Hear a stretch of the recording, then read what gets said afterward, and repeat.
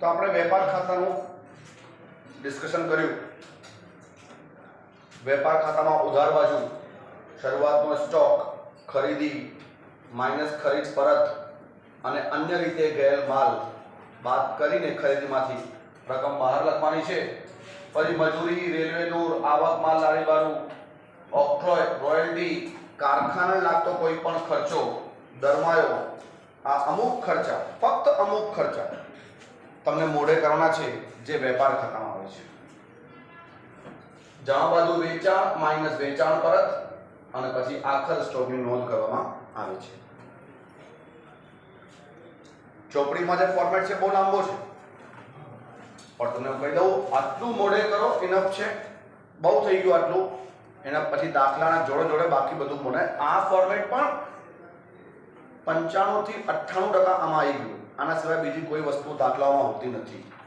એટલે ચોપડીની અમુક વસ્તુ પછી મોઢે કરજો, પહેલા આટલું મોઢે કરવાનું। તો હવે આપણે ડિસ્કસ કરીશું નફા નુકસાન ખાતું। જેવી રીતે આપણે વેપાર ખાતું ડિસ્કસ કર્યું હતું એવી રીતે નફા નુકસાન ખાતાનું ડિસ્કશન કરીશું। સેમ ફોર્મેટ છે। સૌથી પહેલા વિગત રકમ 31/3 ના રોજ પૂરા વર્ષનું નફા નુકસાન ખાતું, ઉધાર અને જમા। હવે તમે આમાં પેજ નંબર 115 ઉપર જોશો તો પાછળ પણ છે, બે પેજ ઉપર નફા નુકસાન ખાતું છે। આટલું લાંબો છે। હવે તમે વિચારો સર આટલું બધું કોણ મોઢે કરશે? આટલું બધું મોઢે કરવાનું છે જ નહીં, ટેકનિક્સ છે। નફા નુકસાન ખાતામાં તમને ખબર છે બધા ખર્ચાઓ, ત્રણ શબ્દો યાદ રાખો, ખર્ચા, નુકસાન અને આવકો, આ ત્રણ વસ્તુઓ છે। હવે ખર્ચાઓમાંથી તમે ગણતરી કરો, 1 2 3 4 5 6 7 7 ખર્ચા મેં તમને વેપાર ખાતામાં લખાયા। આ 7 એટલા માટે કહું છું પાકા મોઢે કરો કે આ સિવાય કોઈ પણ ખર્ચો તમે સાંભળો ને નફા નુકસાનમાં નાખી દેવાનો। એટલે નફા નુકસાનના ખર્ચા એનું ફોર્મેટ 2-3 વાર મોઢે કરી લેવાનું અને આ ખર્ચા પાકા કરી દેવાનું। ભાઈ વેપાર ખાતામાં કયા ખર્ચા આવે તો મજૂરી, રેલવે દૂર, આવક માલ લારી ભાડું, ઓક્ટ્રોય, રોયલ્ટી, કારખાને લાગતા ખર્ચા, દરમાયો, આટલા ખર્ચ પાકા મોઢે કરી નાખો। હવે એ સિવાય જે પણ ખર્ચા બચ્યા, ચાહે ઓફિસના ખર્ચા હોય કે ચાહે નાણાકીય ખર્ચા હોય, વહીવટી ખર્ચા હોય, વેચાણ વિતરણને લાગતા ખર્ચા હોય, કોઈ પણ પ્રકારનું નુકસાન થતું હોય અને કોઈ પણ પ્રકારની આવક હોય એ નફા નુકસાન ખાતામાં નોંધવામાં આવશે। તો ઉધાર બાજુ હંમેશા બધા ખર્ચાઓ હોય છે, ખર્ચ અને નુકસાન હંમેશા ઉધારમાં હોય છે અને આવકો હંમેશા જમા બાજુ હોય છે। તમને ખ્યાલ છે વેપાર ખાતામાં મેં તમને સમજાયું કે જે કાચો નફો આવે જવાબમાં અથવા કાચી ખોટ આવે, કાચો નફો વેપાર ખાતામાં કઈ બાજુ હોય છે? ઉધાર બાજુ હોય છે। તો સૌથી પહેલા એ વસ્તુ ટ્રાન્સફર કરવાની છે અહીંયા જમા બાજુ, કાચો નફો। અને ધારો કે વેપાર ખાતામાં ખોટ આવી હોય, ખોટ વેપાર ખાતામાં કઈ બાજુ હોય છે? જમા બાજુ હોય છે ખોટ, તો એને આપણે ઉધાર બાજુ આગળ લાવીશું, કાચી ખોટ। એટલે વેપાર ખાતામાં જવાબ જે છે એ નફા નુકસાન ખાતામાં ટ્રાન્સફર કરવાનો છે। એવી રીતે નફા નુકસાન ખાતાનો જવાબ પાકા સરવૈયામાં જશે। સમજી ગયા? હવે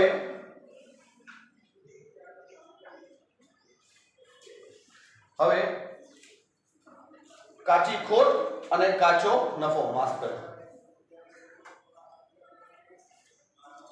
કાચી ખોટ અને કાચો નફો આવ્યા પછી હવે જે તે ખર્ચા હોય એ ખર્ચા તમને બધા ઉધારમાં લખવાના છે। તમે કયા કયા ખર્ચા સાંભળ્યા છે અત્યાર સુધી? એક વસ્તુ ખાતર લખજો, જેમ કે હવે ચોપડીમાં તો હેડિંગ સાથે છે, તમે જો 115 નંબર પેજ, ભાઈ આ વહીવટી ખર્ચા છે, આ વેચાણ વિતરણના ખર્ચા છે, આ નાણાકીય ખર્ચા છે। આપણને પરીક્ષામાં કોઈ હેડિંગ નથી લગાવવાની, કોઈ હેડિંગ સાથે લખવાના નથી। એટલે આપણને ખાલી મોઢે હોવા જોઈએ કે આ ખર્ચા બધા આમાં આવશે। અને હજુ કહું છું બધા મોઢે ના કરો, વેપાર ખાતાના મોઢે થઈ ગયા 6, એના સિવાય જે બચ્યા એ આમાં તમે સાંભળ્યું હશે, બધું મિક્સઅપમાં લખું છું તો તમને પણ ખ્યાલ આવે કે આપણને મિક્સઅપ લખો વીમા પ્રીમિયમ જે આપણે વીમો ભરીએ છીએ, જાહેરાત ખર્ચ, પગાર, આપેલ વટાવ આપણે આપીએ છીએ, પેકિંગ ખર્ચ. જો આ બધા મિક્સ કરી નાખ્યા. તમે અત્યારે મિક્સર મોડે કરો, બાકી એમ કહીએ ને તો વીમા પ્રીમિયમ એ વહીવટી ખર્ચો છે, જાહેરાત ખર્ચ એ વેચાણ વિતરણનો ખર્ચો છે, પગાર પણ વહીવટી ખર્ચ છે, આપેલ વટાવ વેચાણ વિતરણનો ખર્ચ છે, પેકિંગ ખર્ચ વેચાણ વિતરણનો ખર્ચ છે. આપણે લોન લઈએ છીએ તો વ્યાજ ચૂકવીએ છીએ, લોન પર વ્યાજ, બેંક ઓવરડ્રાફ્ટ પર વ્યાજ એ નાણાકીય ખર્ચા છે. લોન પર વ્યાજ, બેંક ઓવરડ્રાફ્ટ પર વ્યાજ એ નાણાકીય ખર્ચ છે. તમે અત્યારે હેડિંગ સાથે ભલે મોડે નાખો, ફક્ત આટલી આવડે તમે લાઈનસર અમુક મોડે કરી નાખો તો પણ ઇનફ છે. પછી તમે સાંભળ્યું હશે કે નહીં સાંભળ્યું મને ખબર નહીં, ઓડિટ ફી પણ એક ખર્ચ છે. ઓડિટ ફી શું હોય છે ખબર છે કોઈને? Yes sit down. સીએ ની ફીસ હોય. કોમર્સ કરો છો, કોમર્સની ફિલ્ડ જ સીએ છે. સીએ શું કામ કરે છે? ઘણા બાળકોને એવું ખબર હોય કે સીએ તો નામ સીએ એકાઉન્ટ લખે. સીએ એકાઉન્ટ નહીં લખતો, સીએ તો એકાઉન્ટનું ઇન્સ્પેક્શન કરે છે. ઇન્સ્પેક્શન એટલે ઓડિટ, બંને અંગ્રેજી શબ્દ છે. ઇન્સ્પેક્શન એટલે ઓડિટ. એટલે સીએ જે હોય છે એ મોટી મોટી કંપનીના એકાઉન્ટ ઓડિટ કરતા હોય છે, ચેક કરતા હોય છે, ઇન્સ્પેક્ટ કરતા હોય છે અને એની ફીસ લેતા હોય છે. એને કહેવાય ઓડિટ ફી, જે ધંધા માટે ખર્ચો છે કારણ કે સીએ ને આપવાનું છે. તાર ટપાલ ખર્ચ, બરાબર, સ્ટેશનરી ખર્ચ. એટલે ટૂંકમાં તમે હું એટલું કહું છું કે જેટલા પણ તમે ખર્ચાઓ સાંભળો છો એ બધા ખર્ચા આમાં નાખવાના છે. ખાસ કરીને પ્રોવિડન્ટ ફંડમાં ફાળો. પ્રોવિડન્ટ ફંડમાં ફાળો શું હોય છે? કર્મચારી જ્યારે ધંધામાં નોકરી કરે છે તો તમને ખબર છે એની પગારમાંથી એનો પ્રોવિડન્ટ ફંડ કપાતો હોય છે, જે એને રિટાયરમેન્ટ પછી મળવાનો છે. તો જેટલો પ્રોવિડન્ટ ફંડ કર્મચારીની પગારમાંથી કપાય છે તો માલિક પણ અમુક ફાળો એને દર મહિને આપે છે. ધારો કે પ્રોવિડન્ટ ફંડ છે એ કર્મચારીની પગારમાંથી 1000 રૂપિયા કપાય છે તો માલિક પણ 1000 રૂપિયા નાખીને એના 2000 રૂપિયા જમા કરે છે અને જ્યારે રિટાયરમેન્ટ પછી પૈસા મળશે બધા એના. એટલે એકમ ધંધાદારી એકમ માલિક પણ કર્મચારીઓને શું આપતો હોય છે? ફાળો આપતો હોય છે એના પ્રોવિડન્ટ ફંડનો. જેટલો એ ચૂકવે મોસ્ટલી એટલો જ સરખો હોય છે મોસ્ટલી. તો આ પ્રોવિડન્ટ ફંડમાં ફાળો એ ધંધાનો ખર્ચ છે, માલિકનો ખર્ચ છે. પછી તમે ચોપડીમાં જુઓ, કારણ કે જગ્યા નથી, જગ્યાનો અભાવ છે એટલા માટે તમને અમુક ખર્ચા ટીકમાં કરાવું તો એક તમે ખર્ચ જોઈ લો. તમે ચોપડીમાં જોઈ શકો છો પગાર આવી ગયો, મેં લખ્યો. ભાડું, કર અને વીમો. ભાડું, કર અને વીમો. ભાડું, કર અને કર એટલે શું? ટેક્સ. ટેક્સ આપણો ખર્ચો છે, બરાબર. ભાડું આપણો ખર્ચો છે. એના પછી વીમા પ્રીમિયમ આવી ગયો, કરવેરા આવી ગયો, ટપાલ ખર્ચ, સ્ટેશનરી ખર્ચ, કાનૂની ખર્ચ, ઓડિટ ફી, વીજળી ખર્ચ, મિલકતનો સમારકામ ખર્ચ, પ્રોવિડન્ટ ફંડમાં ફાળો, જાવક માલ ગાડી ભાડું. તમે વેપાર ખાતામાં જોયું હતું, તમને યાદ છે? વેપાર ખાતામાં આપણે આવક માલ ગાડી ભાડું નોંધ્યું હતું. યાદ રાખજો, આમાં કન્ફ્યુઝ થતા પરીક્ષામાં. આવક માલ ગાડી ભાડું એ ખરીદીને લાગતો ખર્ચો છે, માલ ખરીદીએ ત્યારે. અને જાવક માલ ગાડી ભાડું જે છે એ વેચાણનો ખર્ચ. તો એવી રીતે ઘણા ખર્ચાઓ છે એ તમે નોંધશો. એના પછી સેલ્સમેનનો પગાર, સેલ્સમેનનું કમિશન, જાહેરાત ખર્ચ, આપેલ વટાવ, ડિલિવરી વાન ખર્ચ, શોરૂમ ખર્ચ, વખાર ખર્ચ, મૂડી પર વ્યાજ. નાણાકીય ખર્ચ છે. મૂડી પર વ્યાજ શું હોય છે? મૂડી પર વ્યાજ કોને મળે? કોણ કોને આપે? કોઈને ખ્યાલ છે? કેમ ખર્ચો છે મૂડી પર વ્યાજ? મૂડી પર વ્યાજ, મૂડી કોણ લાવે છે? માલિક લાવે છે. ક્યાં લાવે છે? ધંધામાં. મૂડી માલિક લાવે છે ક્યાં? તો મૂડી પર વ્યાજ ધંધામાંથી એ લે છે. કોણ લે છે? માલિક. ક્યાંથી? ધંધામાંથી. તો ધંધા માટે ખર્ચો થયો ને. અકાઉન્ટ છે એ કોનું છે? માલિક નથી. આપણે એકાઉન્ટ ધંધા માટે બનાવીએ છીએ.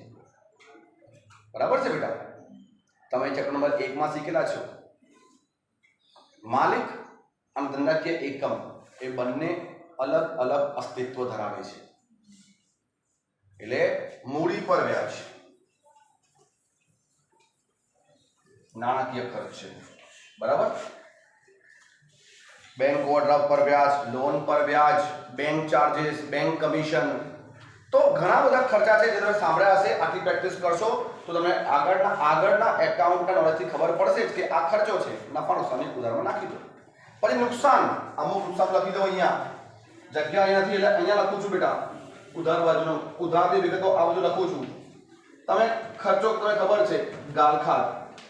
ગાલખાત શું છે? ધંધાનું નુકસાન છે, ડૂબેલ નાણું. તો ગાલખાત ચોપડીમાં ગાલખાતનું એક ફોર્મેટ બનાવ્યું છે. એ અત્યારે કઈ ના કરો, એ તમને હું દાખલા જોડે અમુક વસ્તુ સમજાવીશ ત્યારે તમને સરળ રહેશે. પહેલા બસ આટલું મોઢે કરો. એના પછી આગથી નુકસાન,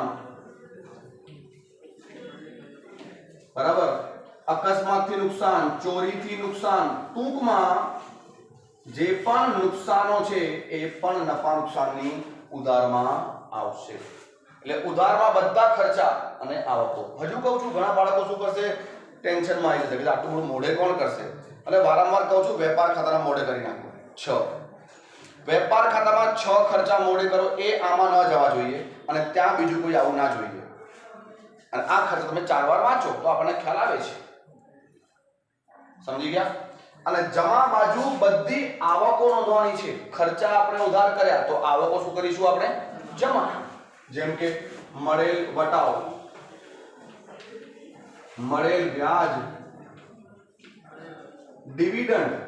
તમને ખબર છે ડિવિડન્ડ એ આપણી આવક છે. જે કંપનીમાં આપણે રોકાણ કર્યું હોય, શેરમાં રોકાણ કરીએ છીએ તો એ કંપની પોતાના નફામાંથી શેર હોલ્ડરને ડિવિડન્ડ આપતી હોય છે. એટલે ડિવિડન્ડ આપણી આવક છે. એના માટે તમને મળેલ ડિવિડન્ડ લખીને આપે એવું જરૂરી નથી. ડિવિડન્ડ શબ્દ જ આવક છે, આપણે મળે છે શેર હોલ્ડર્સ છે. જેમ તમને ખબર છે લોન પર વ્યાજ, તો લોન પર વ્યાજ ચૂકવ્યું એવું લખીને થોડી આપે. લોન પર વ્યાજ આપણે ચૂકવીએ જ છીએ, કારણ લોન લીધી એટલે વ્યાજ ચૂકવ્યું. હા, ઘણા બાળકો કહે સર કેમ લોન ઉપર વ્યાજ ખાલી ચૂકવીએ છીએ? લોન આપણે લીધી જ છે, જરૂરી થોડી છે. લોન આપીએ પણ છીએ તો 100% સાચી વસ્તુ છે, પણ એ વસ્તુ હશે તો સ્પેસિફિકેશન હશે. એના માટે ધીરેલ લોન પર વ્યાજ. ધીરેલ લોન એટલે શું? લોન આપી તો ધીરેલ લોન પર વ્યાજ એ આપણી આવક છે, તો એ આવકમાં આવે. રોકાણો પર વ્યાજ. રોકાણો પર વ્યાજ શું છે? આપણું આવક જ છે. તમે રોકાણ કરો, તમે જ્યારે રોકાણો કરો છો તો એનું વ્યાજ તો આપણે લઈએ છીએ ને. બેંકમાં તમે એફડી મૂકો છો, રોકાણ કરો છો તો એનું વ્યાજ તો આપણે લઈએ છીએ ને. અન્ડરસ્ટુડ? ક્લિયર? તો એવી રીતે બધા ખર્ચા અને નુકસાન ઉધાર અને આવકો જમા. મળેલ વટાવ, મળેલ વ્યાજ, ડિવિડન્ડ, રોકાણો પર વ્યાજ, અન્ય કોઈ પણ આવક હોય અને નફો હોય કોઈ પણ. જેમ કે આપણે ખબર છે આપણે મિલકત વેચીએ અને મિલકત વેચાણથી નુકસાન થાય, નુકસાન થયું તો આપણે નફા નુકસાનને ઉધારમાં લખીશું. તો એવી રીતે મિલકત વેચાણથી નફો થાય તો નફો ક્યાં લખવાનો? જમા. અને અન્ય કોઈ પણ આવક તમને આપેલી હોય એ જમામાં લખી દેવાની છે. ક્લિયર? અને પછી વેપાર ખાતાની જેમ જ જમાનો અને ઉધારનો સરવાળો કરવાનો અને જે સરવાળો મોટો હોય એ બંને બાજુ લખવાનો. અમારું ઉધાર અહીંયા ચાલે છે, બરાબર? જમા અને આ તમે ઉધારની વસ્તુ બેટા ઉધારમાં જ લખજો, તમારા નોટબુકમાં જગ્યા હશે. જમાનો અને ઉધારનો સરવાળો કરવાનો અને પછી સરવાળા કરીને બંનેનો તફાવત કાઢવાનો. તફાવત જાણો કે ઉધારમાં આવે તો હવે આને કહેવાશે ચોખ્ખો નફો. જો તફાવત જમામાં આવે તો એને કહેવાશે ચોખ્ખી ખોટ. ક્લિયર? આ ચોખ્ખો નફો ચોખ્ખો ખોટ પછી પાકા સરવૈયામાં ટ્રાન્સફર થશે. જેવી રીતે આપણે જોયું વેપાર ખાતાનો કાચો નફો અને કાચી ખોટ નફા નુકસાન ખાતામાં ટ્રાન્સફર થાય છે, એટલે નફા નુકસાન ખાતાનો જવાબ જે છે એ પાકા સરવૈયામાં ટ્રાન્સફર થશે. પાકા સરવૈયામાં તો કોઈ ખર્ચો છે જ નહીં, તમને સમજાયું છે. એમાં તો મિલકતો છે, દેવા છે અને મૂડી છે, એટલે બધા ખર્ચા અને બધી આવકો અને માલની વિગતો આ બે ખાતામાં આવી ગઈ. એમાં પણ તમે જોયું માલની વિગતો તો ખાલી વેપારમાં જ છે, આવકો ખાલી નફા નુકસાનમાં જ છે, કોઈ પણ આવક વેપાર ખાતામાં નથી. ખર્ચા ખાલી અમુક વહેંચાયેલા છે. ખરીદી અને ઉત્પાદનને લાગતા ખર્ચા વેપાર ખાતામાં આવે છે, અન્ય બાકી બધા ખર્ચા નફા નુકસાન ખાતામાં આવે છે. તો ફરી કહીશ, મોડે કરવા માટે વેપાર ખાતું પ્રોપર મોડે કરવાનું, નફા નુકસાન ખાતું 2-3 વાર વાંચવાનું, આપણને ખ્યાલ આવે છે. બહુ સરળ છે અને ફૂલ માર્ક્સ લાવવાની પૂરી શક્યતા છે. અને 11 માર્કનો દાખલો તમારા પરીક્ષામાં આવશે 11મા ધોરણમાં વત્તા 12મા ધોરણમાં આવા 2 દાખલાઓ છે. અને 12મા ધોરણનું ઘણી બધી વસ્તુઓ છે જે વાર્ષિક હિસાબ પર આધારિત છે. ઠીક છે બેટા? તો આઈ થિંક તમને બધાને સમજાઈ ગયું હશે. આ પ્રોપર મોડે કરજો, બરાબર? અને નેક્સ્ટ પીરિયડમાં આપણે પાકું સરવૈયું ડિસ્કસ કરીશું અને હવાલાની પણ ડિસ્કશન કરીશું નેક્સ્ટ ટાઈમ. તો નોંધી દો ફટાફટ.